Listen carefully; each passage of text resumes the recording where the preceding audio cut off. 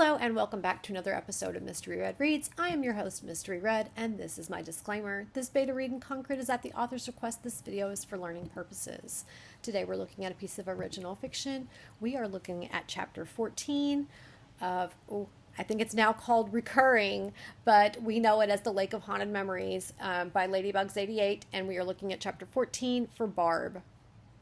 So, I have a playlist for Ladybugs, so you can go back and you can check that out if you want to hear all the prior reads I have done, and you could follow either Lake of Haunted Memories, which I have on chapter 13, I believe it changed to Recurring, but in my titles I'm keeping it Lake of Haunted Memories, and then I'm noting down in the description so that it's easy for people who have been following the story to continue to follow the story.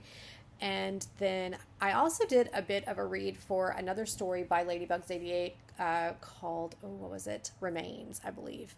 And so sometimes I may have a read from it. So wanted you to be able to keep the titles separate. And we are just going to get right in here. Chapter 14, Barb.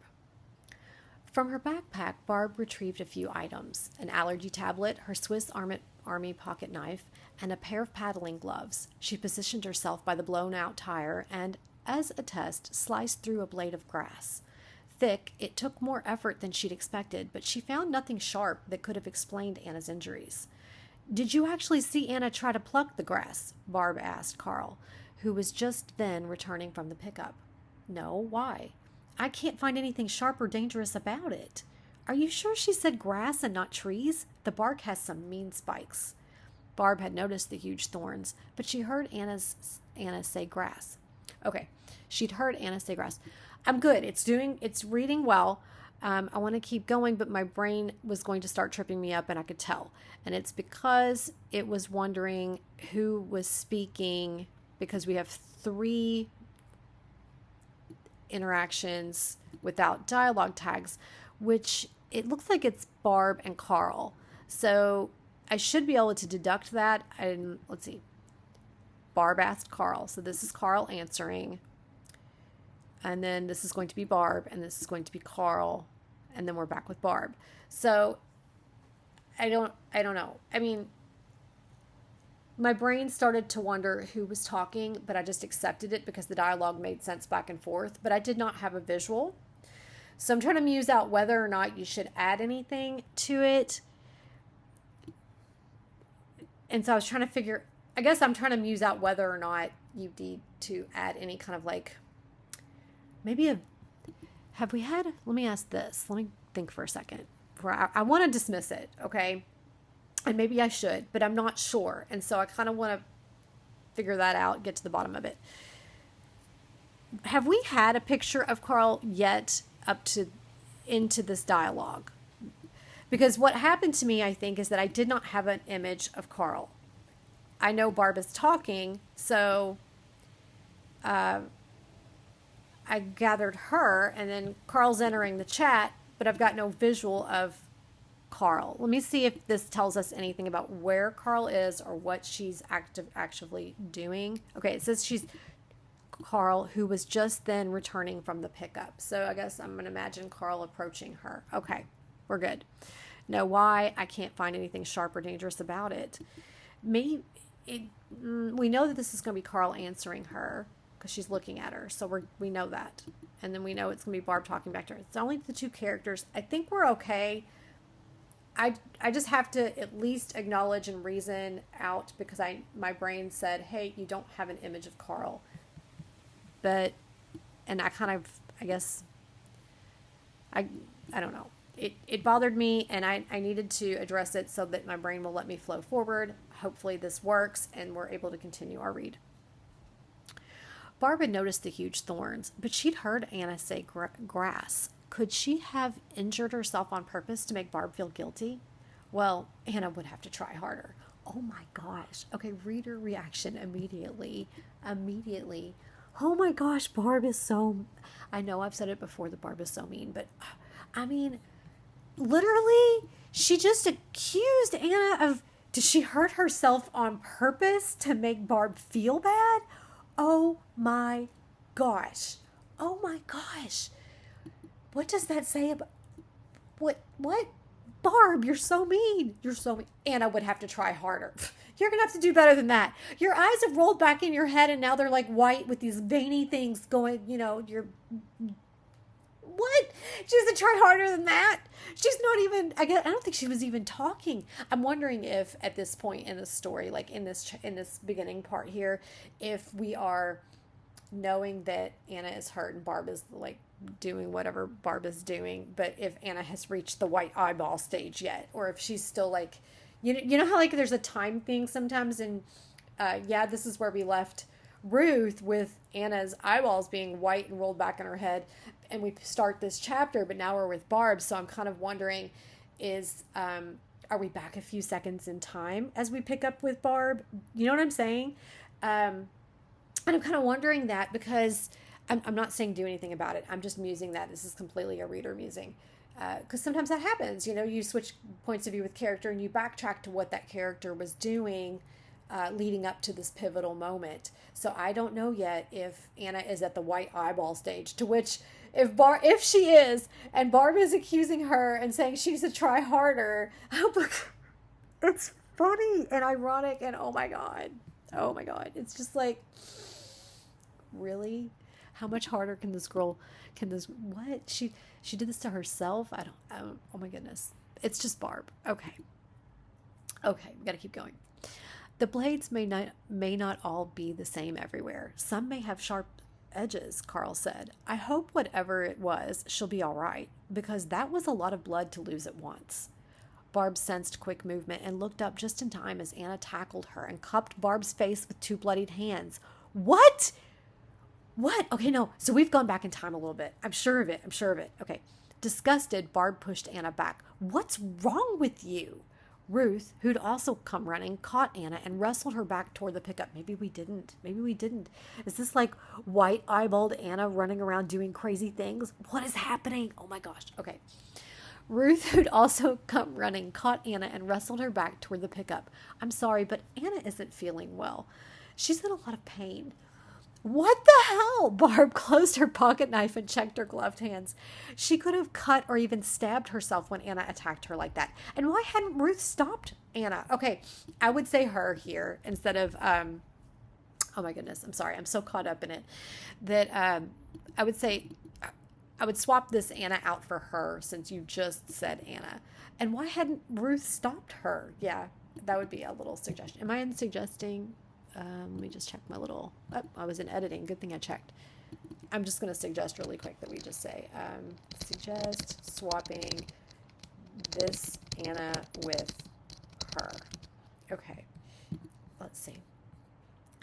We do have a sentence starting with and, but if it's the only, if it's not something that happens again and again and again, I'm just going to observe it, that I'm noticing it, and we're going to keep going. I'm not going to suggest changing it at this point. If it becomes a thing, then we'll come back and deal with it. We'll address it then.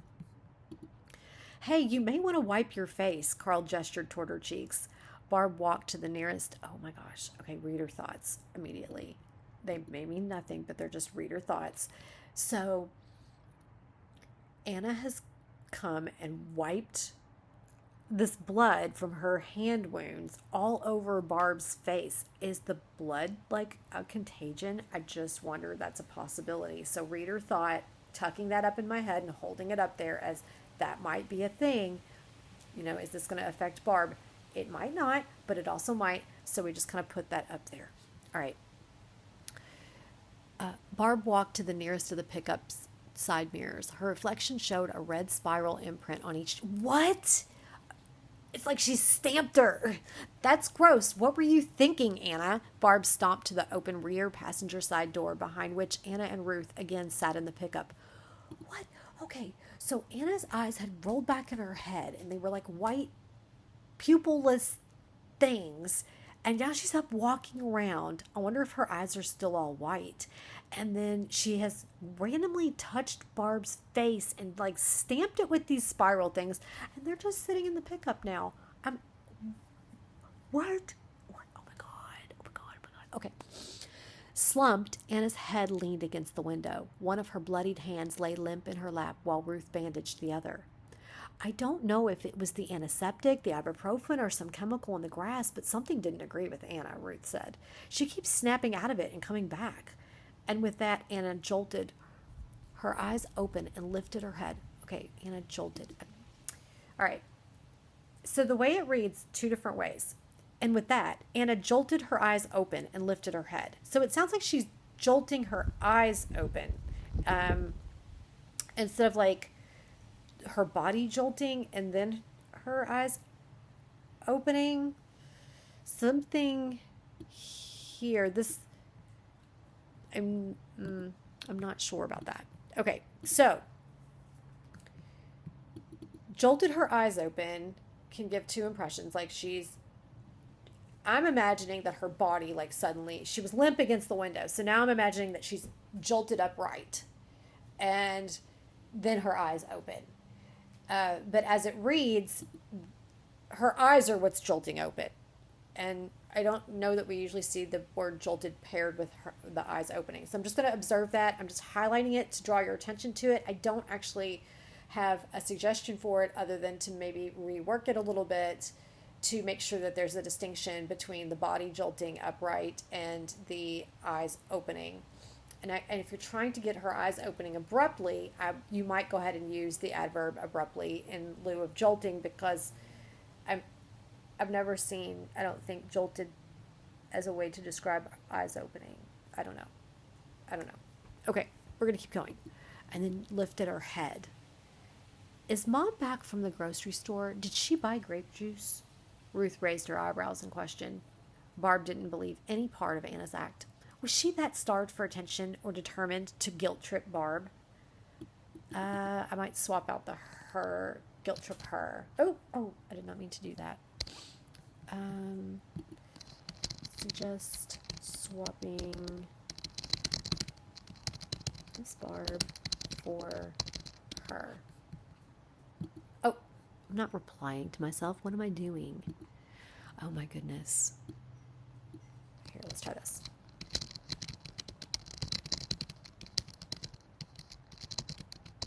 There we go.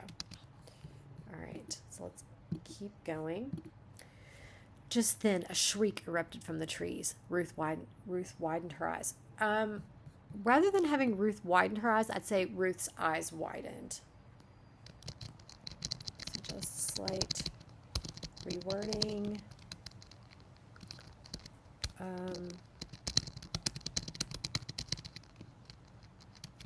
There we go. Okay, Ruth's eyes widened. What was that? Relax, Barb waved a gloved hand. It's just a bird. A bird? Ruth frowned for the umpteenth time. No way. It sounded too creepy. Some birds make a sound like that. Barb had never showed much interest in ornithology, but recalled something similar from a documentary. Carl, Ruth shouted through the open door. No reply. Let me go check on Carl, Barb said. Don't let that bird peck you on the butt, Anna said. Oh my God. That's so juvenile, Anna. Grow up. Barb walked away. She searched for Carl around the pickup and the trees, but Carl was nowhere in sight. Okay. So, oh my gosh, so was Carl the shrieking thing? All right. Okay, so caught up in the action. What the heck is going on here? We've got razor sharp grass that may or may not attack you. We've got Anna is now crazy. Her eyes randomly, I guess, appearing, seemingly to come back in and out of whatever. And she's saying ludicrous things and acting out of sorts. Ruth is confused. Barb is accusing Anna of faking. I don't think she's vocalized that yet. She seems to be internalizing it. But, wow. Okay, so much is happening. It read well, read quick. Super easy to read, easy to follow. I'm ready to turn the page because I want to know what happens next. What is going to happen to Carl? What is going to happen to Carl? Luckily, Ladybug has already booked me for chapter 15, so I'm going to end this video and roll right over and start one for 15, and we're going to find out what happens next. All right, guys, by the time you all get to see this, that video will already be posted, so you'll probably be able to click from 14 on to 15. So maybe I'll see you next time on Mystery Red Reads.